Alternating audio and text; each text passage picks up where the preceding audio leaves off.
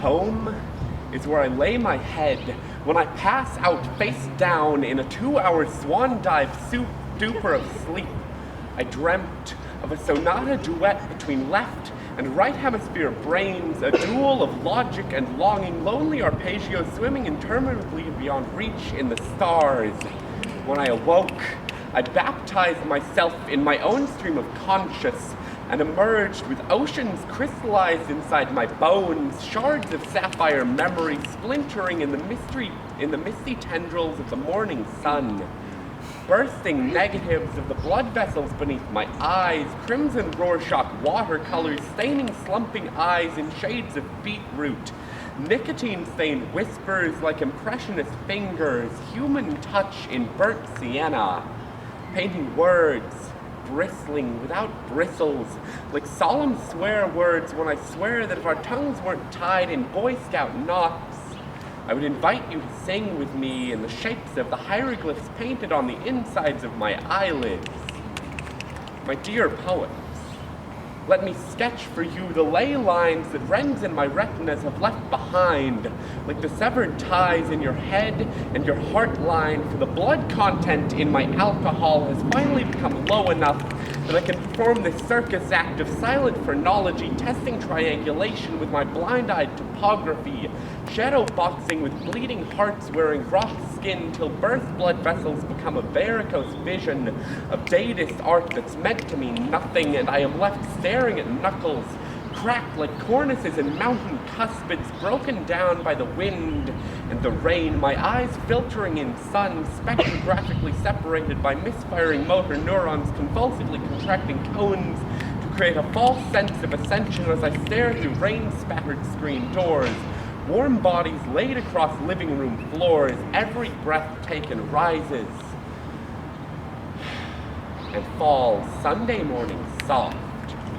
In this light, and in this moment you are as transparent as tapestry. I can read you like a book with more than half of the pages missing, but I will insist on staring at your facial expression until my eyes and ego bruise like winter fruit.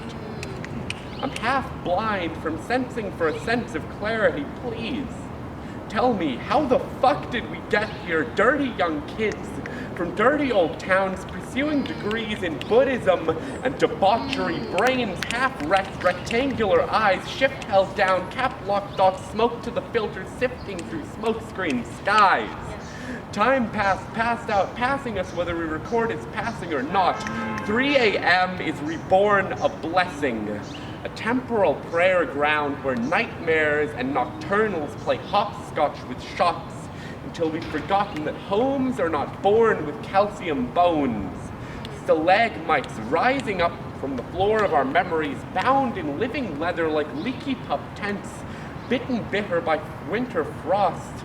From homeless Decembers buried in the snow, you will always be the heat to my frostbitten bones, thawed and refrozen, overgrown summers ago, so I can never separate myself from the landscape. I do not have to speak anymore to say that I know you. We were all birthed in impossible fire, souls forged in theoretical conflagration, only conceivable in scientific notation.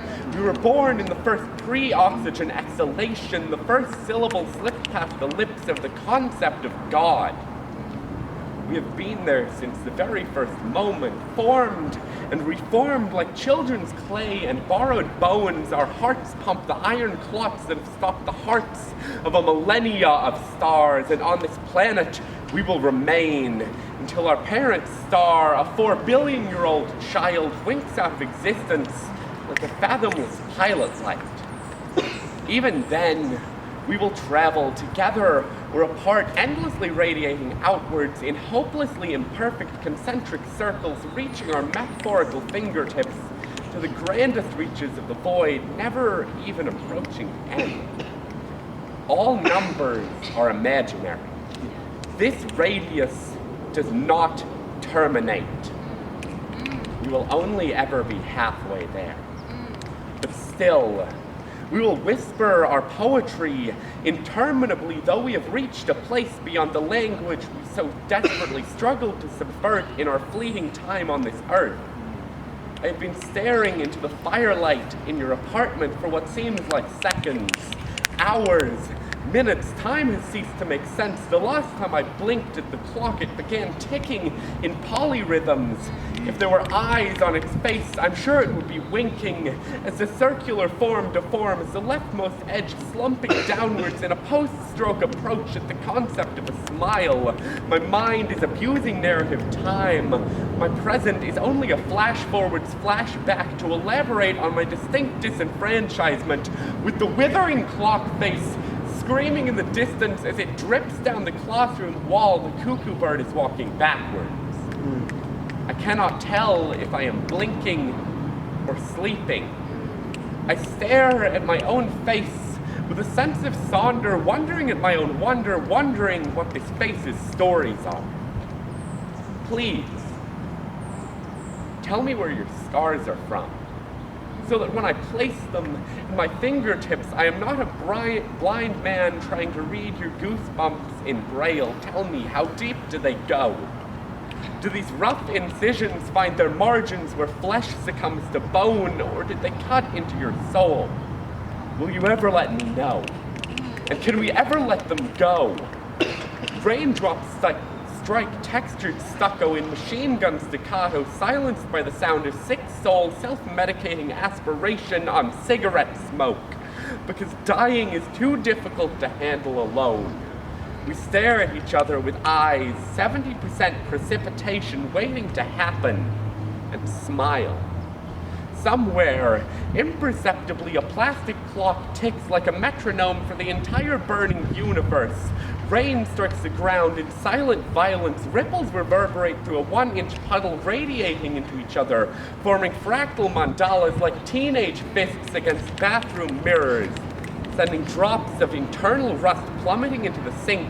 Ripples reverberating, radiating into perfect fluid spirals, forming fractal mandalas in perfect silence, punctuated by the beat of your own heartbeat.